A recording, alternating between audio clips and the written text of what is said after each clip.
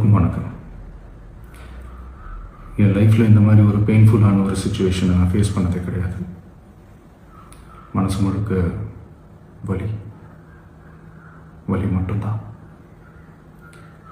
இந்த சுற்றுப்பயணத்தில் என்னென்ன மக்கள் பார்க்க வராங்க, அதுக்கு ஒரே ஒரு காரணம் தான், அவங்க என் மேலே வச்சிருக்கிற அன்பும் பாசம். அந்த அன்புக்கும் பாசத்துக்கும் நான் எப்பவும் கடமைப்பட்டிருக்கிறேன். அதனால தான் இந்த சுற்றுப்பயணத்தில் மற்ற எல்லா விஷயங்களையும் தாண்டி மக்களுடைய சேஃப்டி, அதில் எந்த காம்ப்ரமைஸும் பண்ணிடக்கூடாதுன்றதுக்காக தான் அது என் மனசில் ரொம்ப ஆழமாக இருக்கும் அந்த எண்ணம். அதனால தான் இந்த அரசியல் காரணங்கள் எல்லாத்தையும் தவிர்த்துட்டு ஒதுக்கி வச்சுட்டு மக்களுடைய சேஃப்டி மட்டும் மைண்டில் வச்சுக்கிட்டு அதுக்கான இடங்களை சூஸ் பண்ணுறது, அதுக்கான இடங்களை பார்த்து பெர்மிஷன் கேட்குறது, போலீஸ் டிபார்ட்மெண்ட்டில் அதை ரிக்வெஸ்ட் பண்ணி கேட்போம். ஆனால் நடக்கக்கூடாதது நடந்துருச்சு. ஆனால் மனுஷன் தானே, அந்த நேரத்தில் அத்தனை பேர் பாதிக்கப்பட்டு இருக்கும்போது எப்படி அந்த ஊரை விட்டுட்டு என்னால் கிளம்பி வர முடியும்? நான் திரும்ப அங்கே போகணும்னு இருந்துச்சுன்னா அது ஒரு காரணம் காட்டி அங்கே வேறு சில பதட்டமான சுச்சுவேஷன்ஸ், வேறு சில சம்பாவிதங்கள், அந்த மாதிரி எதுவும் நடந்துடக்கூடாதுன்றதுக்காக தான் நாங்கள் அவாய்ட் பண்ணோம்.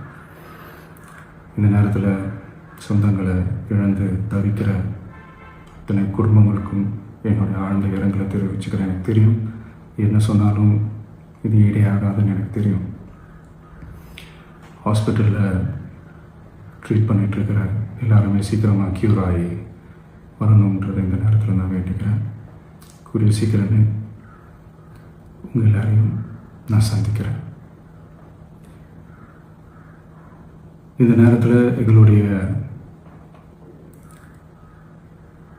வலிகளை, எங்களுடைய நிலைமையை புரிஞ்சுக்கிட்டு எங்களுக்காக பேசின அரசியல் கட்சிகளை சார்ந்த நண்பர்கள், தலைவர்கள் அனைவருக்கும் என்னுடைய நன்றியை தெரிவிச்சுக்கிறேன்.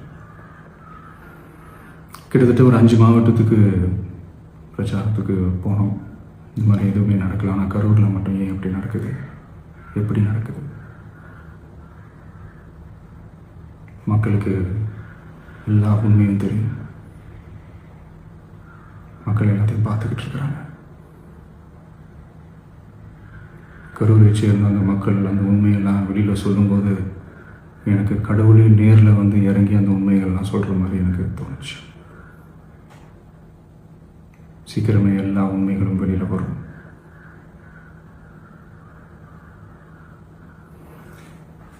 எங்களுக்கு தரப்பட்ட இடத்துல